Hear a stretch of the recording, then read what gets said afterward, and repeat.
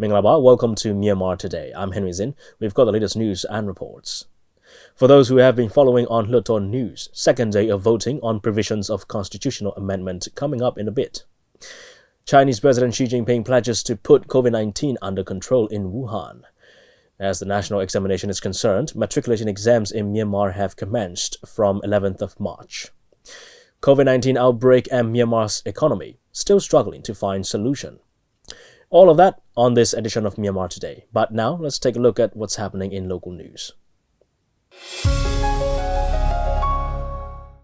State Councillor Aung San Suu Kyi, who's also the chairperson of the Central Committee for Development of Border Areas and National Races, held meetings with locals in Tabayin and Hluttaw townships of Sagaing region on Wednesday.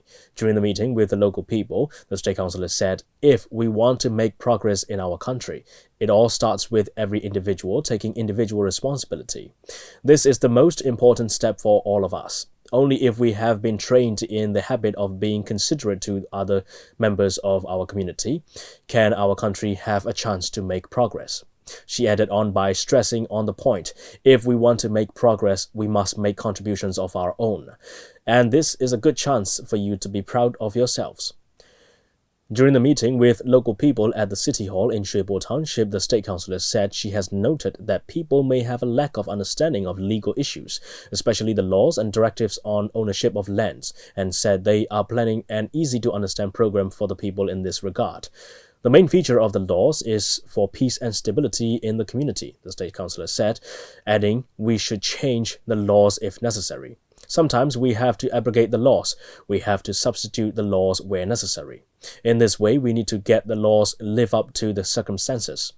To enforce the laws is correlated to the current situations. After the State Councillor's speech, the locals discussed the requirement of rural clinics, compensations for confiscated lands, land permits, illegal fish breeding ponds, electrification, needs for fire engines and water bowsers, new school buildings, land disputes, renovations of a bridge, and the Constitution Amendment process. The State Councillor and party then arrived back in Naypyidaw in the afternoon. Vice President Henry Zin, in his capacity as chairman of the National Water Resources Committee, addressed the committee's first coordination meeting of the year in Naypyidaw on Wednesday. The Vice President said the meetings have advanced preparations for the annual floods during the monsoon season and droughts in the summer, and that they were working closely with related ministries and organizations to find mid-term and long-term solutions in reducing floods and water shortages. The Vice President also reminded that since summer is approaching once more, concerned ministries, organizations, and state or regional governments must work together to prepare for shortages of drinking water and irrigation water. He also said that as a substantial amount of the national budget is used in developing the water sector and its related components, everyone concerned should be vigilant in ensuring the projects were beneficial for the entire population, completed in time with minimal wastage and with a vision that encompassed all river basins. Joint Secretary of the Yangon Region Transport Authority, Hluttaw, said more buses will be running during the examination period so students can reach schools conveniently. He made the remarks at a media conference held Wednesday at the YRTA office in Yangon. He said for the convenience of students during exams, they held a meeting with vehicle owners to resolve traffic problems, keep more buses running, and supervise normal bus lines so they operate regularly. The matriculation examination for the 2019 to 2020 academic year is being held from the 11th of March to the 20th of March. So backup buses are being operated for students so they can reach the exam venue easily, according to the YRTA. That's all with the local news, and here's the first report on Myanmar Today. On the 20th day of 2nd Pidangsu Hluttaw's 15th regular session, 635 Hluttaw representatives have cast their votes on 15 provisions of a constitutional amendment by secret ballot. All 15 proposals failed to seek approval for changes by not passing over 75% votes in favor. Our reporter DJ Henry Zin has more details. Starting from 10 March, the Pidangsu Hluttaw held the voting on provisions of constitutional amendment by secret ballot. The casting vote is divided into 4 phases, and as the first phase, 14 provisions were voted on Tuesday. As the result, 12 provisions failed to receive the required votes of over 75% in favor. Only 2 proposals, which are to change the written term in Myanmar language, were approved. On the second day of voting process, which is the 20th day of second Hluttaw's 15 regular session, 635 Hluttaw representatives have casted their votes on 15 provisions. The result is that none of the provisions passed the required number of over 75% of votes in favor. ထောက်ခံဆန္ဒမဲရရှိမှုအရေးအတွက်85ရာခိုင်နှုန်းကျော်ရမရနဲ့လွှတ်တော်ရဲ့ဆုံးဖြတ်ချက်တို့ကိုအတည်ပြုကြေညာမှာဖြစ်ပါတယ် The proposals were Section 59C, which states the eligible age of the president is to keep the same as attaining at least the age of 45. The proposal for Section 59D, which is to change the acquaintance of the president with the affairs of military to security, also failed to amend. Section 59F, which is highly interested by the public, also failed to be dismissed from the Constitution. It states about the relationship of the president's spouse, children, and their spouses to the foreign country and power. ပုံမှန်59ပုံမှန်ခွဲစလုံးပယ်ဖြတ်မှုအတွက်ထောက်ခံဆန္ဒမဲ393မဲဖြစ်ပါတယ်ထောက်ခံဆန္ဒမဲ85ရာခိုင်နှုန်းမကျော်တဲ့အတွက်မူလအတိုင်းဖြစ်ကြောင်းကြေညာပါတယ် The provisions to reduce the role of Tamil representatives in Pidu Hluttaw, Myanmar Hluttaw, and the state and region Hluttaws proposed by the National League of Democracy (NLD) did not exceed over 75% of votes in favor to seek approval. Concerning the formation of National Defense and Security Council, the NLD proposed to add deputy speakers of Pidu Hluttaw and Myanmar Hluttaw as members and to remove the membership of Minister for Border Affairs. All 3 provisions had over 400 supporting votes, but it did not surpass the required percentage to seek approval. The USDP proposed concerning the power and functions of National Defense and Security Council and Section 248C to amend the President's function of specifying the positions and number of ministers of states and regions with the approval of relevant chief ministers instead of with the approval of the region or state Hluttaws. Both provisions remained unchanged. ပုံမှန်148ပုံမှန်ခွဲကငယ်ခြေစင်းပြင်ဆင်မှုအတွက်ထောက်ခံဆန္ဒမဲ126မဲဖြစ်ပါတယ်ထောက်ခံဆန္ဒမဲ85ရာခိုင်နှုန်းမကျော်တဲ့အတွက်မူလအတိုင်းဖြစ်ကြောင်းကြေညာပါတယ် Regarding the constitution of the Supreme Court of the Union, the NLD's proposal of dismissing the statement without affecting the powers of the Constitutional Tribunal and the court-martial failed to receive the required support. Under the provisions on state of emergency, both the proposals to dismiss the coordinating with the National Defense and Security Council for the President to promulgate an ordinance and declare a state of emergency, and another proposal to have the session of assigning Tamil in taking action to get back into original status of emergency areas as addition to Section 411 failed to seek the approvals. Each provision needs over 75% of support of Hluttaw representatives, and to amend the provisions which are applying to Section 436A, the nationwide referendum has to be held. On the third day, Hluttaw representatives will continue to cast their votes on 14 provisions. This is Dora Susan from MI Radio. That's a report on the second day of voting on provisions of constitutional amendment. All right, we'll carry on with the next report here on Myanmar Today. Chinese President Xi Jinping vowed on Tuesday to resolutely fight for a victory in the war against the novel coronavirus disease during his inspection in the outbreak epicenter of Wuhan.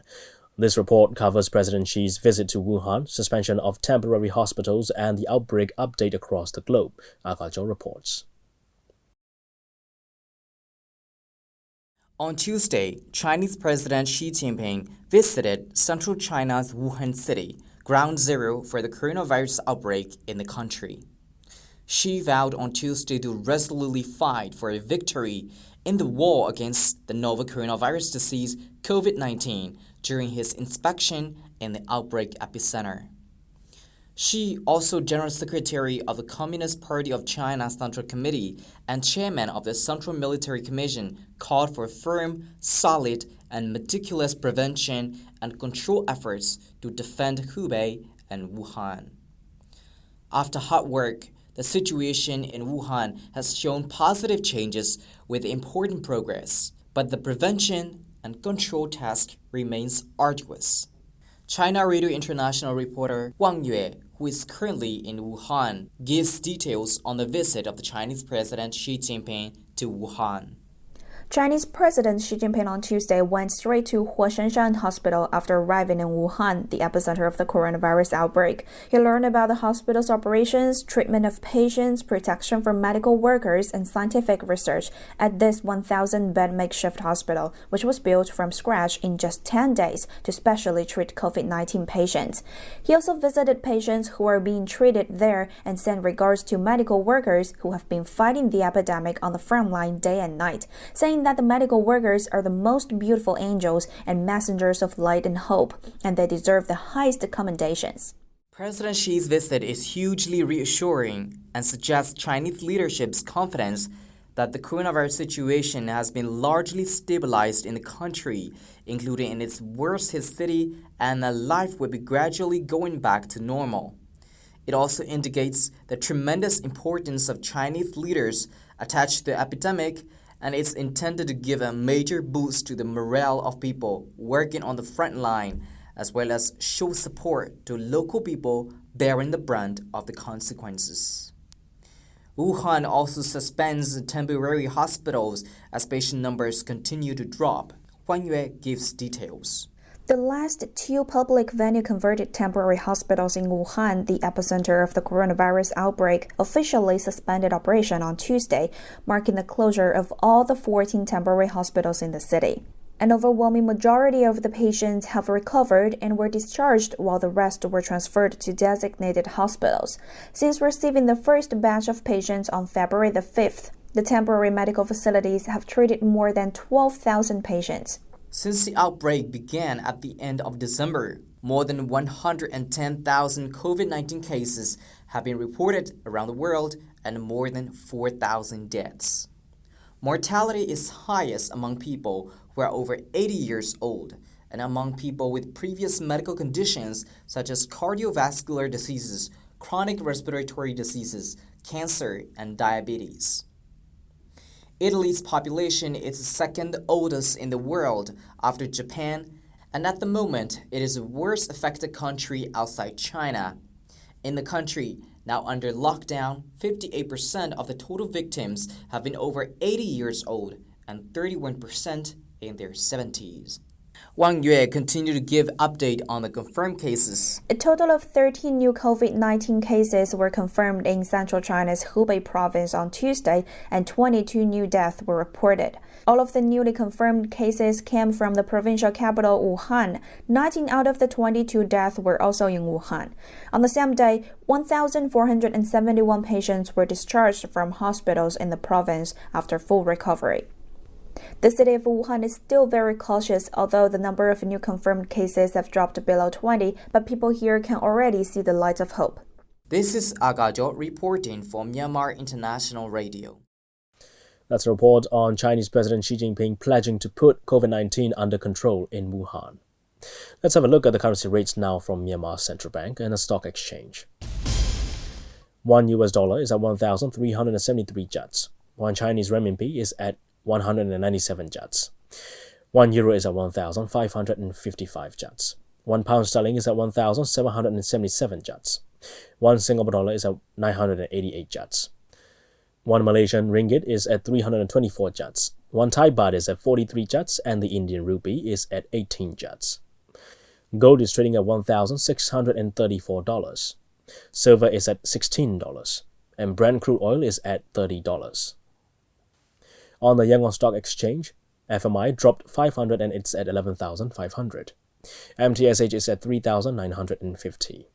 MCB is at 8,200. FPB is at 22,500.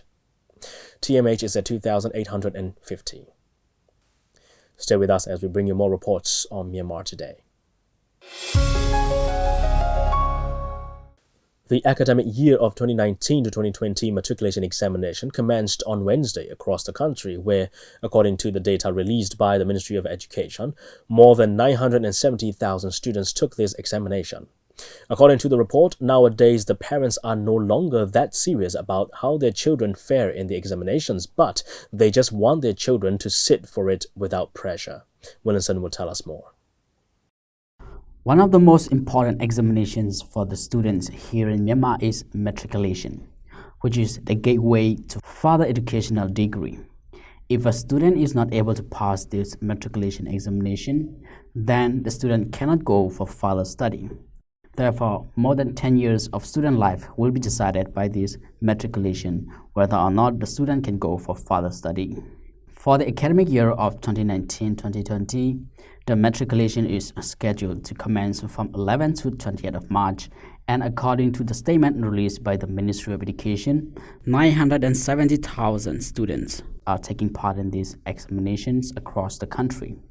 As this is one of the most important examinations for the students, the parents are also very much aware that this examination could decide the future of their children. Therefore, the students are under constant care of their parents as well, dropping them to their respective schools, waiting for them outside the schools from morning till the students are done. Some even recite religious sacred writings in the hope of assisting their children with divine intervention. Wu Suanyi is one of those parents whose students is writing this matriculation, and he spoke to ML Radio on how he has been helping his child during this examination, and he said,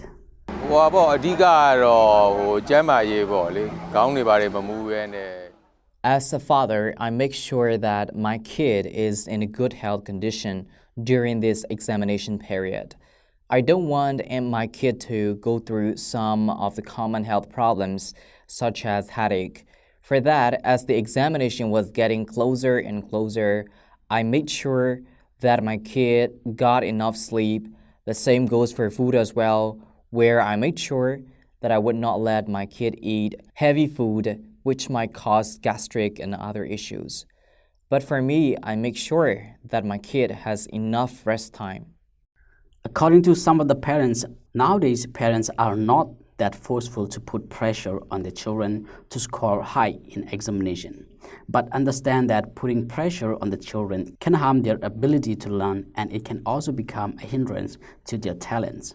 Wu Suanyi also spoke to my radio on this subject and said,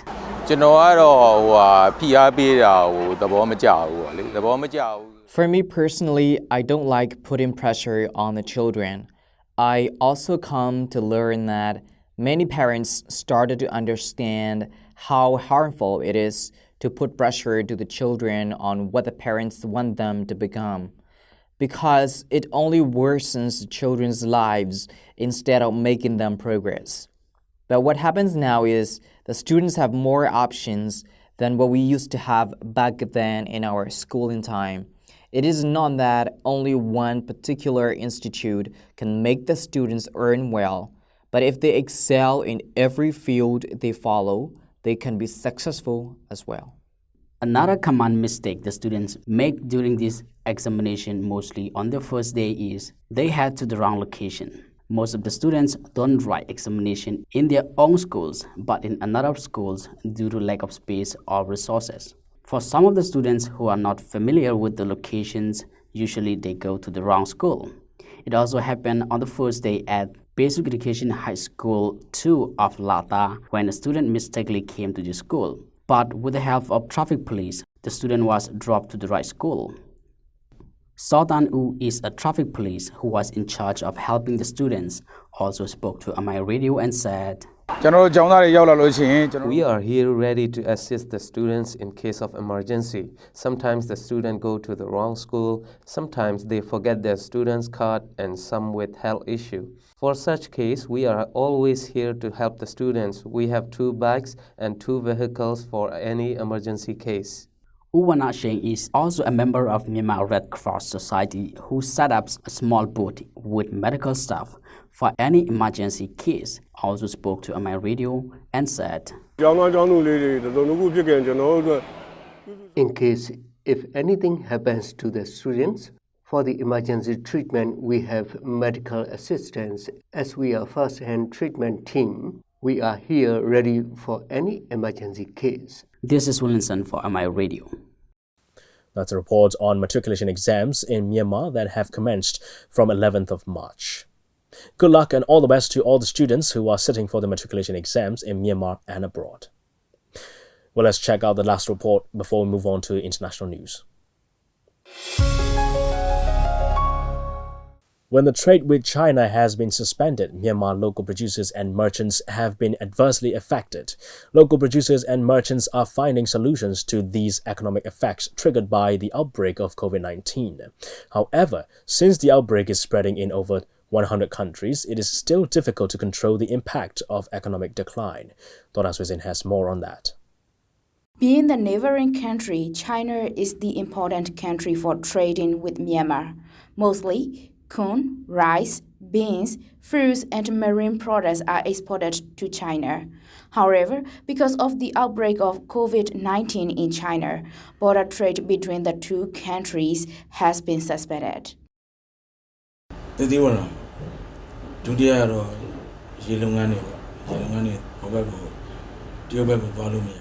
In Myanmar, fruits and marine products exports have been mainly affected because of the block of export to China.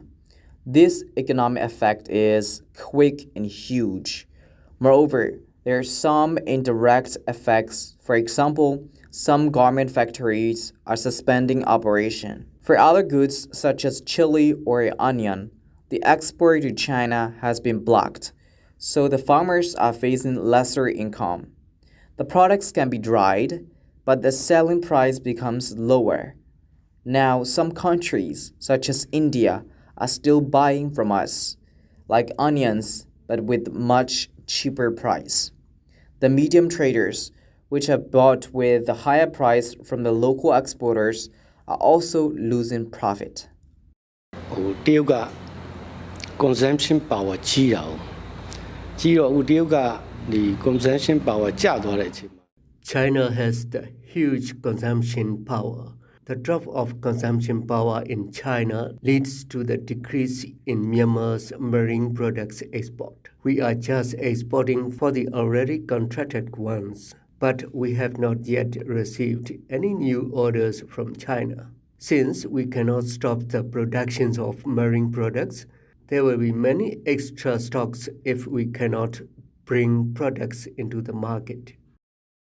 The goods which cannot be exported to China are sold locally with cheaper price. All the goods are dried to keep them longer.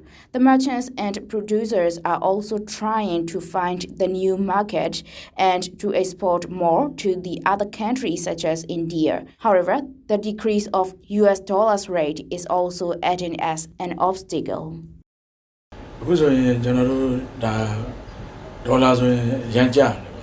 The US dollar value is also decreasing, so that even the goods are sold out. The farmers have a lesser income. For example, this is the season of beans production, and it should be good pricing for that. But the farmers are selling with much lower price.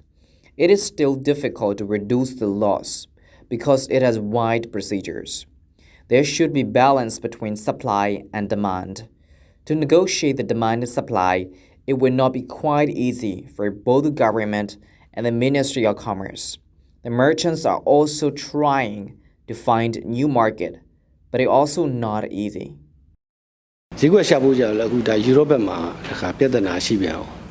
When we try to search for new market in Europe, There is also serious outbreak of COVID-19 in some countries such as Italy and even in the United States. So the market value of the whole world is likely to decrease. If the demand is dropped, the supply has to be provided with cheaper price. The producers who still have stock in hands will be affected by the decrease of monetary value. Although the remaining stock in hands are sold locally, if the export, where the mainly income is earned from, is declined, the producer will not be able to invest in another next productions. This can lead to the decline of the whole market in the world. So the merchants and the producers are hoping to have effective measures ahead before the outbreak happens locally. This is DJ Henry Zin reporting from MI Radio. That's a report on COVID-19 outbreak and Myanmar's economy, still struggling to find solution, and hopefully we'll find one. That's all we have for today's reports. Let's move on to international news here on Myanmar Today.